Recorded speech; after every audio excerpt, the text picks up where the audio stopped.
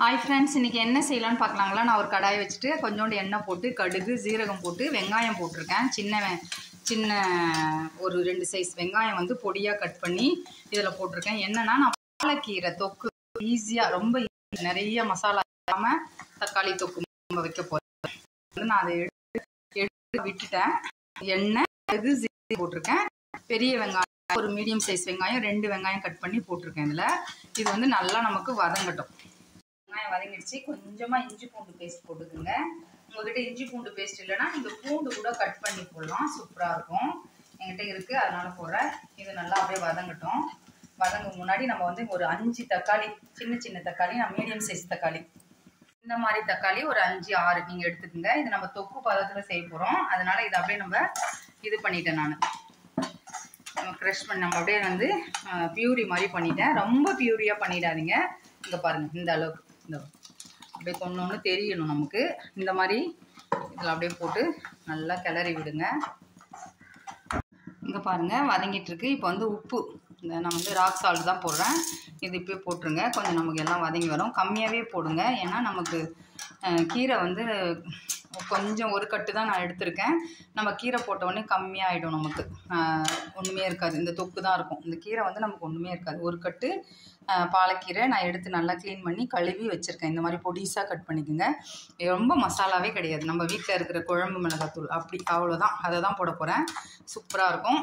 இது கொஞ்சம் நேரம் நமக்கு வதங்கட்டும். தெரியுதுங்களா ஃப்ரெண்ட்ஸ், நல்லா வதங்கியிருக்கு நமக்கு. இப்போ வந்து மஞ்சள்தூள் போட்டுக்கோங்க. நம்ம உப்பு போட்டிருக்கோம், மஞ்சள்தூள். இது வீட்டில் அரைச்ச குழம்பு மிளகாத்தூள் தான். உங்கள் காரத்துக்கு ஏற்ற மாதிரி போட்டுங்க. எனக்கு 2 ஸ்பூன் போட்டிருக்கேன் கரெக்டாக. இதை போட்டு நல்லா அப்படியே வதக்கி விட்டுருங்க. இது நல்லா வதங்கட்டும்.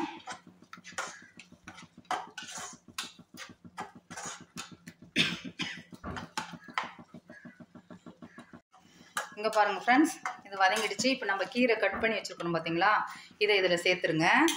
நம்ம மிளகாத்தூள் வந்து பச்சை வாசனை அது மாதிரிலாம் போயிடுச்சு. கொஞ்சம் ஒரு இது போனதுக்கப்புறம் கீரையை போட்டுருங்க. ஏன்னா நமக்கு கீரை வேகும் போது அதுவும் எல்லாம் சேர்ந்து வந்துடும். நம்ம தண்ணி எதுவும் விடலை இப்போ வரைக்கும். நம்ம அந்த தக்காளி அந்த இதிலே தான் பண்ணிகிட்ருக்கோம். இப்போ கீரை நமக்கு வதங்கட்டும். வதங்கினதுக்கப்புறம் தண்ணி தேவைன்னா நம்ம கண்டிப்பாக தண்ணி விடலாம். சூப்பராக இருக்கும் ஃப்ரெண்ட்ஸ். சாதத்துக்கு நல்லாயிருக்கும். நான் சாதத்துக்கு தான் ட்ரை பண்ணுவேன். இதை நான் ஏற்கனவே ஒன்று போட்டிருக்கேன். அது மசாலாலாம் நிறைய சேர்த்து போட்டது. இது வந்து சிம்பிளாக கொஞ்சம் தண்ணி நம்ம விட்டு தான் ஆகணும், ஏன்னா அப்போ தான் இந்த தண்டு அதெல்லாம் வேகும். இது வதங்க.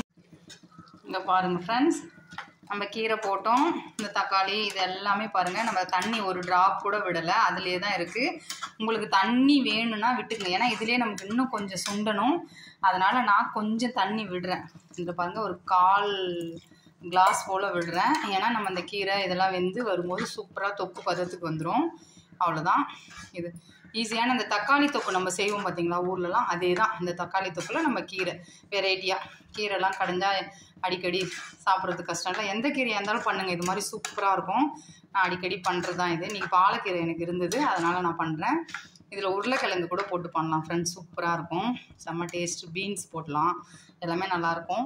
இது நமக்கு கொதித்து நல்லா வரட்டும், திக்னஸ்ஸாக ஆகட்டும். இங்கே பாருங்கள் ஃப்ரெண்ட்ஸ், எவ்வளோ அழகாக பார்த்தீங்களா தொக்கு பதத்துக்கு வந்துடுச்சு பார்த்தீங்களா. நல்லா தண்ணிலாம் சுண்டி நமக்கு இந்த மாதிரி வந்துடுச்சு. இது வந்து தக்காளி பாலக்கீரை தொக்கு, அவ்வளோதான். ஈஸியான அப்படி சொல்லிக்கலாம் நம்ம. இங்கே பாருங்கள், நான் சாதம் சுட வச்சுருக்கேன். இங்கே இது அப்படியே பெனஞ்சி செம்மையாக இருக்கும் ஃப்ரெண்ட்ஸ். சப்பாத்திக்கெலாம் சூப்பராக தான் இருக்கும். நான் சப்பாத்திக்கெலாம் ட்ரை பண்ணதில்லை, சாதத்துக்கு தான் அடிக்கடி ட்ரை பண்ணுவேன். சூப்பராக இருக்கும். என்னால் சூடாக எடுக்க முடியல. செம்ம டேஸ்ட்டாக இருக்கும் ஃப்ரெண்ட்ஸ். ட்ரை பண்ணி பாருங்கள் வீட்டில். ஈஸியான மெத்தடு. லைக் பண்ணுங்கள், ஷேர் பண்ணுங்கள், சப்ஸ்கிரைப் பண்ணுங்கள். நெக்ஸ்ட் வீடியோவில் பார்க்கலாம். Bye friends.